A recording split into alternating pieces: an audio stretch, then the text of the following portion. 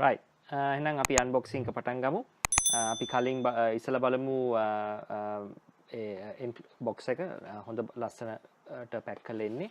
ඔබට පේනවා ඇති box එකේ color එක වෙනස් කරලා තියෙනවා. සාමාන්‍යයෙන් ඉස්සලා PICKIT3 එක PICKIT3 box එකේ රතු පාටින් රතු පාටත් කළු පාටත් දැන් මේගොල්ලන් කළු පාටට වෙනස් කරලා තියෙනවා. එතකොට PICKIT4 එකේ serial number එක මෙතන සඳහන් කරලා තියෙනවා. මේ තමයි part number එක. මේක හදන්නේ China. Right. එහෙනම් අපි මේක unboxing කරන්න කලින් මගේ ළඟ තියෙනවා PICKIT3 එකකුත් විටින් විට මම මේක refer කරලා මේකත් එක්ක PICKIT4 එක compare කරනවා. Right. එහෙනම් අපි unboxing එක පටන් ගමු.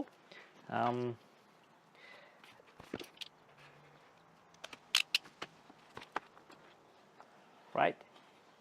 ඔයගලන්ට පේනවා මේක හොඳ ලස්සනට පැක් කරලා තියෙනවා. අපි බලමු ඉස්සලා මොනවද මේක ඇතුලේ තියෙන්නේ කියලා.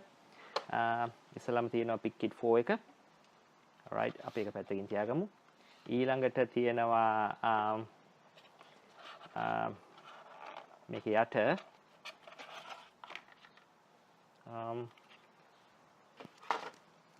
USB cable එක. right USB cable එක තියෙනවා. ඊට අමතරව තියෙනවා PICKIT4 sticker එකක්.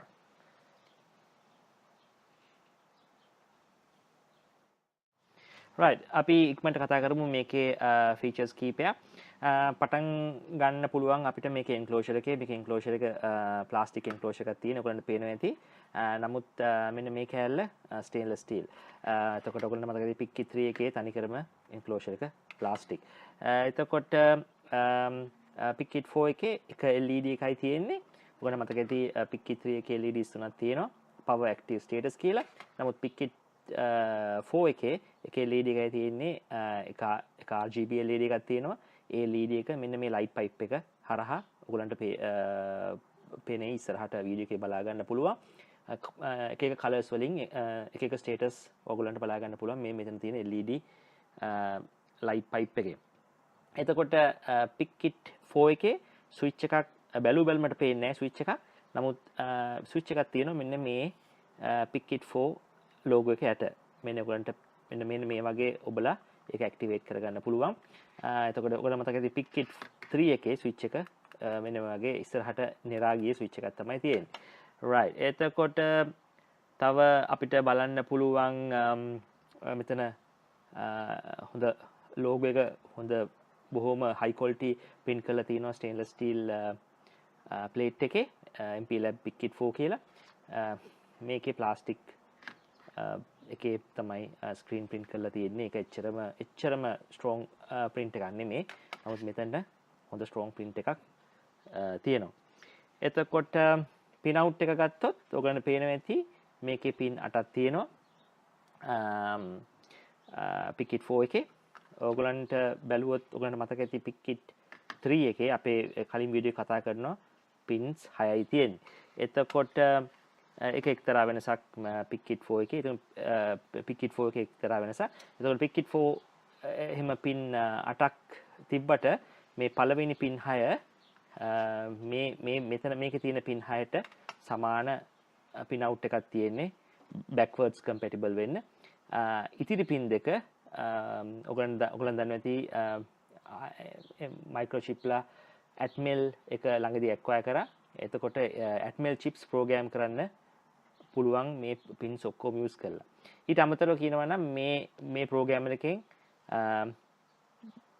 JTAG 2 wire 4 wire protocol එක support කරනවා. ඊට අමතරව microchip ලගේ standard serial protocol එක support කරනවා. දැන් අපි මේක microchip ලගේ PIC වලට use කරනකොට අපි use කරන්නේ ඒගොල්ලන්ගේ standard serial protocol එක. right එතකොට මේක අපිට මේක පාවිච්චි කරලා microchip ලගේ තියෙන හැම PIC එකක්ම PIC 8-bit PIC 16F PIC එතකොට DS PIC PIC32 ඒ හැම PIC එකක්ම අපිට debug කරගන්න පුළුවන් program කරන්න පුළුවන්. ඊට අමතරව Atmel range එකේ තියෙන PICs උත් program කරගන්න පුළුවන් මේ PICKIT එකෙන්. එතකොට මේක බැලුවොත් මේකේ සපෝට් කරන්නේ මයික්‍රොචිප් ලගේ PICs විතරයි. right? එතකොට ඒක එක්තරා වෙනසක් මේ දෙක අතර. එතකොට මේකේ තියෙන ප්‍රොසෙසර් එක ගොඩක් ෆාස්ට්. ඒගොල්ලන් මේකට යූස් කරලා තියෙන්නේ 32 bit 300 MHz SAM E70 කියන මයික්‍රෝ ප්‍රොසෙසර් එක. ඇත්තටම ඒගොල්ලන් ඒ ප්‍රොසෙසර් එක මයික්‍රොචිප් ලගේ එකක් නෙමෙයි. ඇට්මෙල් ලගේ එකක්. නමුත් දැන් ඇට්මෙල් මයික්‍රොචිප් උයි ඇට්මෙල් ඒ දෙක එකට එකක් නිසා ඒක අපිට කියන්න පුළුවන් මයික්‍රොචිප් ලගේ PIC මයික්‍රොචිප් ලගෙන් ප්‍රොඩියුස් වෙන මයික්‍රෝ ප්‍රොසෙසර් එකක් කියලා. right? එතකොට ගොඩක් ෆාස්ට් අපිට ඉස්සරහට බලන්න පුළුවන්. ඉස්සරහ වීඩියෝ එකේ අපි මේකේ කොහොමද ප්‍රෝග්‍රෑමින් ස්පීඩ් එක කියලා. එතකොට තවත් විශේෂත්වයක් තමයි මේක ටාගට් එකෙන් සෙල්ෆ් පවර් කරන්න පුළුවන්. ඔයගොල්ලන්ට මතක ඇති PICKIT3 එක අපි ප්‍රෝග්‍රෑම් කරනකොට ටාගට් එකේ තියෙන වෝල්ටේජ් එකෙන් සෙල්ෆ් පවර් කරන්න බෑ. ඒ කියන්නේ අපි හිතමු PICKIT3 එකේ on the go ෆන්ක්ෂන් එක යූස් කරනවා නම් අපි අනිවාර්යයෙන්ම USB බැටරි එකක් අරන් යන්න ඕනේ. නමුත් මේක කෙලින්ම මේ ප්‍රෝග්‍රෑම් එක විතරයි අවශ්‍ය වෙන්නේ. මේකට USB කේබල් එකකුත් අවශ්‍ය වෙන්නේ නැහැ. on the go mode එකේ අපි ඒක ඉස්සරහට කතා කරමු. මේක කෙලින්ම ඔයගොල්ලන්ගේ බෝඩ් එකට ප්ලග් කරලා මේ බටන් එක ඔබලා මෙතන තියෙන බටන් එක මේක ප්‍රෝග්‍රෑම් කරගන්න පුළුවන්. ඒක ගොඩාක් වාසියක්. එතකොට මේක වැඩ කරනවා 2.7 volts to 5.5 volts target voltages වලට මේක පාවිච්චි කරලා ප්‍රෝග්‍රෑම් කරගන්න පුළුවන්. එතකොට මේකෙන් අපිට මේ USB කේබල් එක පාවිච්චි කරලා මේ USB කේබල් එක පාවිච්චි කරලා ඒක ඔයගොල්ලන්ගේ PC එකට හරි ලැප්ටොප් එකට හරි ගහලා මේකෙන් ටාගට් එකක් පවර් කරන්න පුළුවන් up to 50 milliamps. එතකොට ඔයගොල්ලන්ගේ බෝඩ් එකේ කරන්ට් එක 50 milliamps වෙනකන් මේකෙන් ඔයගොල්ලන්ගේ බෝඩ් එක පවර් කරන්න පුළුවන්. එතකොට මේකට ඔයගොල්ලන්ගේ බෝඩ් එකට 1.2 volts ඉඳන් 5.5 volts ඉඳන් wide voltage ප්‍රමාණයක් දෙන්න පුළුවන්. so ඒකත් හොඳ දෙයක් මේ PICKIT4 එකේ. එතකොට program on the go function එක ඔයගොල්ලන්ට මතක ඇති. ඇත්තටම මෙන්න මේ බටන් එක ඔබලා අපිට කරගන්න පුළුවන්. දැන් මේකෙදි මේ PICKIT එකේදී මේ PICKIT4 එකේදී එක කරන්නේ මෙන්න මේ SD card එක හරහා. හරි. එතකොට ඔයගොල්ලන්ට පුළුවන් ඔයගොල්ලන්ගේ ප්‍රෝග්‍රෑම් එක SD card එකට copy කරගෙන SD card එක මේකට insert කරගෙන ගිහිල්ලා field එකට ගිහිල්ලා බැටරියක් නැතුව මොකද මේක self power නිසා ඔයගොල්ලන්ගේ බෝඩ් එකට මේක plug කරලා මේ බටන් එක ඔබලා ප්‍රෝග්‍රෑම් කරන්න 100ක් 200ක් ප්‍රෝග්‍රෑම් කරන්න පුළුවන්. ඒක ගොඩාක් වාසියක්. ඇත්තට මේක ගොඩාක් දැන් මම මේක සමහරවිට මම ෆීල්ඩ් එකට ගිහිල්ලා මේක පාවිච්චි කරලා ප්‍රෝග්‍රෑම් කරන නිසා ඒක මට ගොඩාක් වාසියක්. ඒ ෆන්ක්ෂනැලිටි අපි බලමු මේ හැම ෆන්ක්ෂන් එකක්ම ඉස්සරහට කොහොමද වැඩ කරන්නේ කියලා.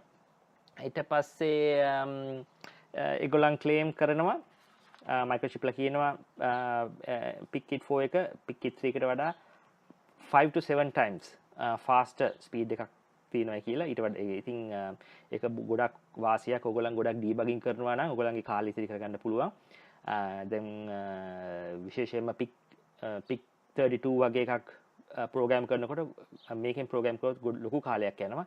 ඊ කාලයට වඩා 7 ගුණයක් අඩු කාලයක් තමයි මේකෙන් යන්නේ කියලා තමයි මයික්‍රොචිප්ලා කියන්නේ. අපි ඒක බලමු. ඒගොල්ලන් ක්ලේම් එක හරියට අපිට ඔප්පු කරන්න පුළුවන්ද කියලා. එතකොට ගාන බැලුවොත් ඔයගොල්ලන් හිතනවා ඇති මේක ගාන වැඩි කියලා. නමුත් ඇත්තටම මේ PICKIT4 එක PICKIT3 එකේ ගානමයි තියෙන්නේ. ඉතින් දැන් කවුරු හරි මයික්‍රොචිප් PIC ලගේ හරි ඇට්මෙල් PICs ප්‍රෝග්‍රෑම් කරනවා නම් හොඳම ඔප්ෂන් එක PICKIT4 එකට යන එක. මොකද PICKIT3 එකෙන් දැන් ඇත්තටම PICKIT3 එක ඒගොල්ලන් ක්ලේම් කරන විදිහට ඒගොල්ලන් ස්ලෝ. මේක තමයි අලුත්ම ප්‍රෝග්‍රෑම් එක. ඒක මේක තමයි ඒගොල්ලන් අලුත්ම ඇත්තටම කියනවා ලෝ කොස්ම ප්‍රෝග්‍රෑම් එක නෙමේ මිඩ් රේන්ජ් ප්‍රෝග්‍රෑම් එක. ඉතින් ඔයගොල්ලන්ට මේක ගන්නවා නම් හොඳ අවස්ථාවක් මේ ප්‍රෝග්‍රෑම් එක ගන්න. රයිට්. දැන් අපි ඊළඟට බලමු මේක පාවිච්චි කරලා මේකේ ස්පීඩ් එක සහ අනිකුත් ෆන්ක්ෂනැලිටි අපිට චෙක් කරගන්න පුළුවන්ද කියලා.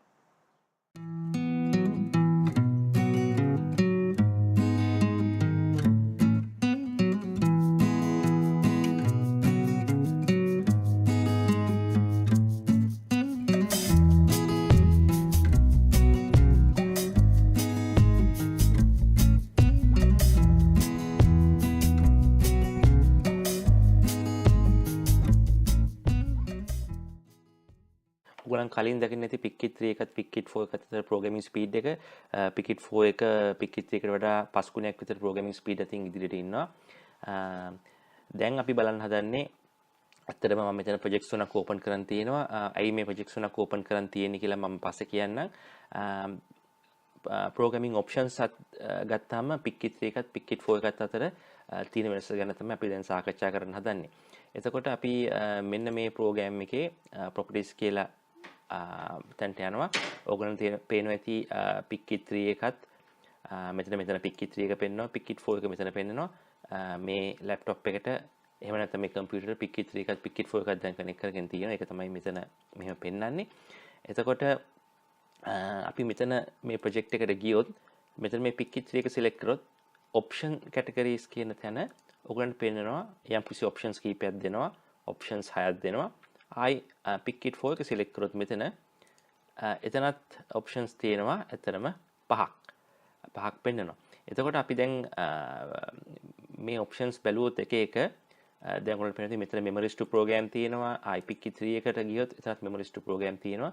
අපි මේ ඔප්ෂන් කැටගරිස් වල සාකච්ඡා කරන්නේ වෙනස්කම් තියෙන ඔප්ෂන්ස් විතරයි. ඒ කියන්නේ PICKIT4 එකේ වැඩි දියුණු කරපු ඔප්ෂන්ස් විතරයි දැන් සාකච්ඡා කරන්නේ. එක මෙතන ඔප්ෂන්ස් වල චේන්ජ් වෙච්ච නැති ඔප්ෂන්ස් අපි සාකච්ඡා කරන්නේ නැහැ. එහෙනම් අපි බලමු මොනවද PICKIT4 එකේ වෙනස්කම් කරපු ඔප්ෂන්ස් කියලා. ප්‍රෝග්‍රෑම් ඔප්ෂන්ස් කියන එකේ ඔයගොල්ලන්ට පේනවා ඇති මෙන්න මේ ඔප්ෂන්ස් ටික තියෙනවා. මේක ඇත්තටම අලුත් ඔප්ෂන්ස් කියලා බැලුවොත් LED brightness කියන LED brightness setting කියන එක අලුත් ඔප්ෂන් එකක්.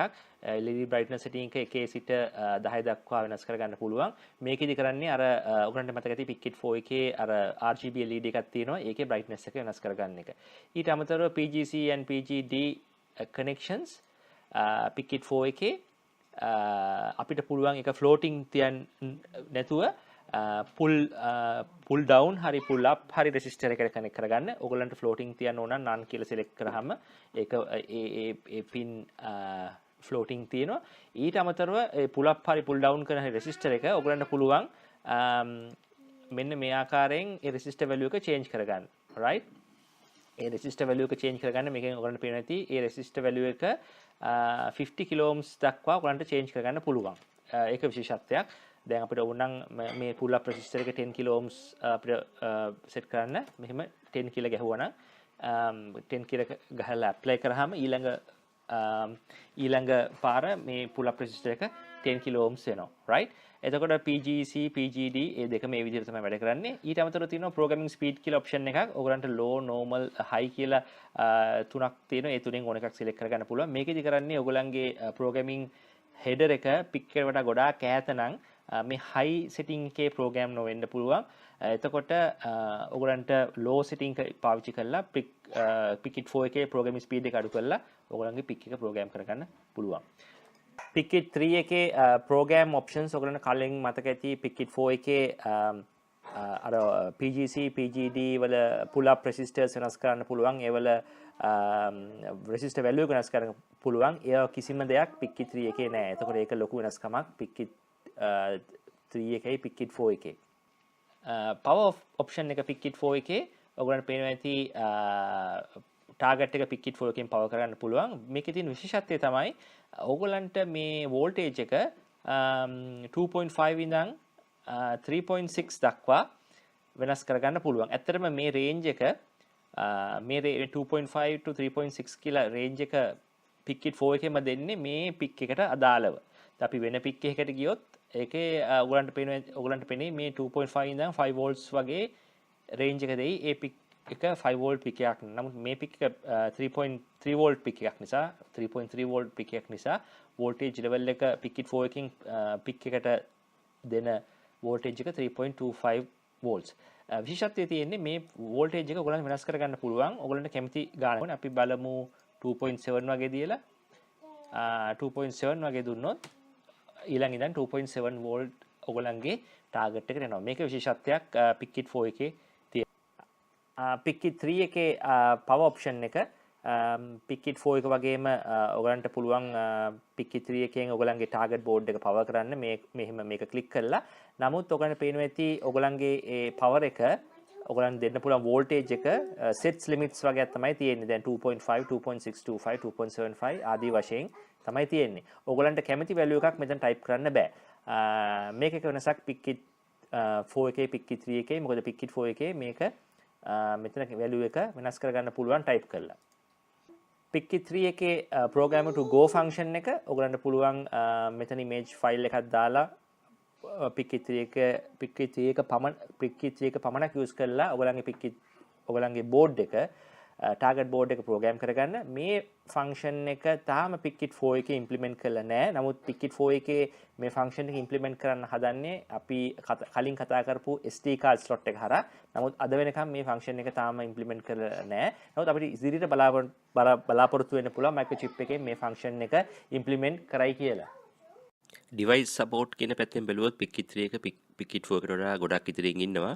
දැන් device support වශයෙන් මයික්‍රොචිප්ලා සපෝට් වර්ග 3ක් දෙනවා ඇත්තටම. පළවෙනි එක තමයි no support. ඒ කියන්නේ තමාට අපිට අදාළ පික් එකට ප්‍රෝග්‍රෑම් කරන්න බෑ අපිට PICKIT එක යූස් කරලා.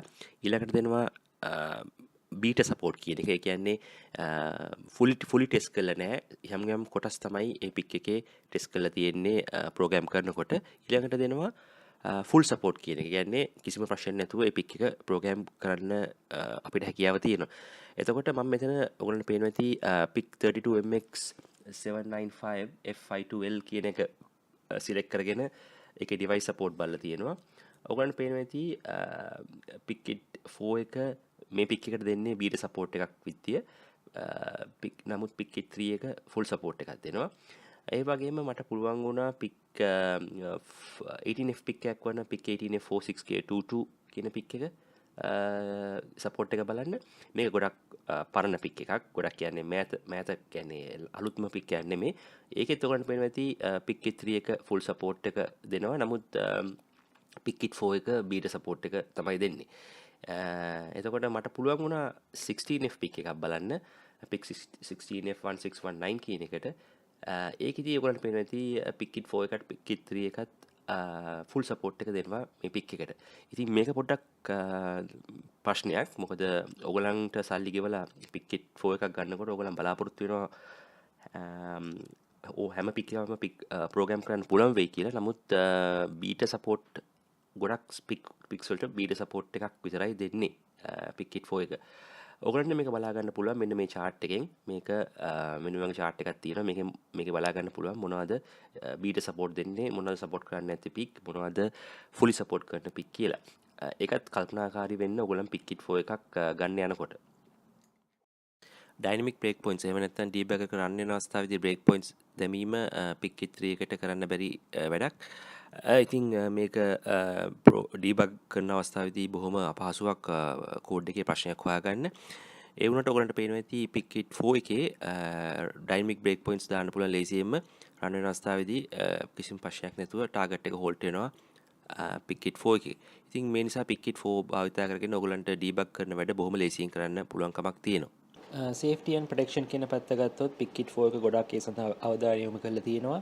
ඔයගොල්ලන්ට පේනවා ඇති මෙන්න මෙතන over voltage protection උත් ඒ වගේම over current protection උත් add කරලා තියෙනවා. I think safety and protection පැත්තෙන් ගොඩක් PICKIT4 එක ශක්තිමත් කියලා කියන්න පුළුවන්. PICKIT3 එක ගත්තොත් safety and protection පැත්තෙන් ගොඩක් පිටිපස්සෙන් තමයි ඉන්නේ. ඔයගොල්ලන්ට පේනවාද කිසිම protection එකක් මේ හරියන්නේ නැහැ. ඉතින් මේ නිසා මගේ අතින් ගොඩක් PICKIT3 පිච්චිලා තියෙනවා. සර්කිට් ප්‍රෝග්‍රෑම් කරන්න ගිහිල්ලා. අපේ වීඩියෝ එක අවසන් කරන්න දැන් මම මෙතන PICKIT4 එකේ ඇඩ්වාන්ටේජස් උයි ඩිස්ඇඩ්වාන්ටේජස් උයි කතා කරනවා. ඒ කියන්නේ සාරාංශය. එතකොට ඔයගලන්ට දන්නවා ඇති PICKIT4 එක PICKIT3 එකට වඩා ස්පීඩ් එක වැඩි. ඒක ඇඩ්වාන්ටේජ් එකක්. එතකොට වෝල්ටේජ් රේන්ජස් වැඩි. සාමාන්‍ය මයික්‍රොචිප් එකේ ඉන් සර්කිට් ප්‍රොටෝකෝල් එකට වඩා තවත් ප්‍රොටෝකෝල් සපෝට් කරනවා. ඒ නිසා අපිට ATMEL වගේ චිප්ස් ප්‍රෝග්‍රෑම් කරන්න පුළුවන් PICKIT4 එක හරහා. ඊට අමතරව PICKIT4 එකේ IOs input output වලට ගොඩක් ප්‍රොටෙක්ෂන් තියෙනවා PICKIT3 එකට වඩා. එතකොට ඩිස්ඇඩ්වාන්ටේජස් බැලුවොත් PICKIT3 එකත් එක්ක PICKIT4 එකේ අලුත් වුණත් ගොඩාක් පික් සපෝට් කරන්නේ නැහැ. ඒක ලොකු ඩිස්ඇඩ්වාන්ටේජ් එකක්. එතකොට ඊට අමතරව program to go function එක තාම ඉම්ප්ලිමන්ට් කරලා නැහැ මයික්‍රොචිප් එකෙන්. ඒකත් ලොකු අඩුවක් PICKIT4 එකේ. බොහොම ස්තුතියි අපිත් එකතු වුණාට. මේ වගේ තව වීඩියෝ බලන්න ඕන නම් අපිව ලයික් කරලා subscribe කරන්න. අපේ Facebook channel එකක් තියෙනවා. ඒකටත් like එකක් දාන්න. සෑම දිනකටම බොහොම ස්තුතියි.